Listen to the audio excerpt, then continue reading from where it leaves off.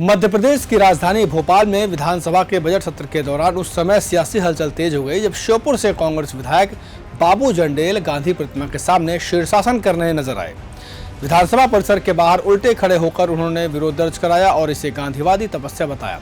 विधायक का आरोप है कि पिछले 1 महीने में उनके खिलाफ 3 नई एफआईआर दर्ज की गई है, जबकि अब तक कुल 15 मामले कायम किए जा चुके हैं। उनका कहना है कि वे जनता और गौ माता के मुद्दों को उठाते हैं, लेकिन बदले में उन पर केस दर्ज किए जाते हैं। जंडेल ने बताया कि शिवपुरी में गौ संरक्षण को लेकर कलेक्टर को ज्ञापन सौंपने के बाद उनके खिलाफ मामला दर्ज किया गया।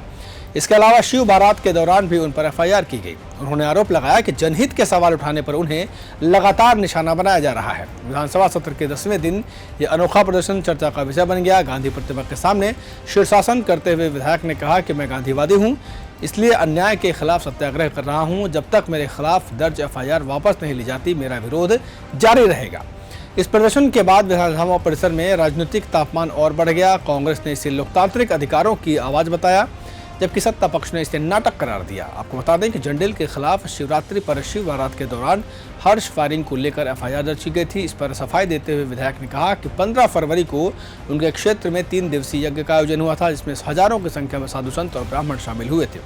विधि विधान से पूजा पाठ और भगवान की स्थापना के बाद शिव बारात निकाली गई।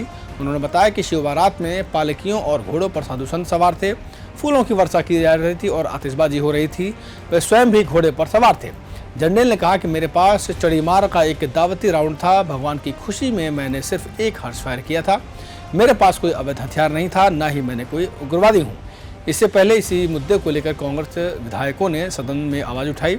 उनकी बात नहीं सुने जाने का आरोप लगाते हुए उन्होंने सदन से वॉकआउट किया था। कांग्रेस विधायक जयवर्धन सिंह ने कहा कि क्या कांग्रेस विधायकों को जनता की आवाज़ उठाने का अधिकार नहीं? जब हम विधानसभा में मुद्दे उठाते हैं तो हमें नहीं सुना जाता, इसलिए हमने वॉकआउट किया। अब नज़र इस बात पर है कि सरकार इस अनोखे शीर्षासन विरोध पर क्या रुख अपनाती है। नमस्कार।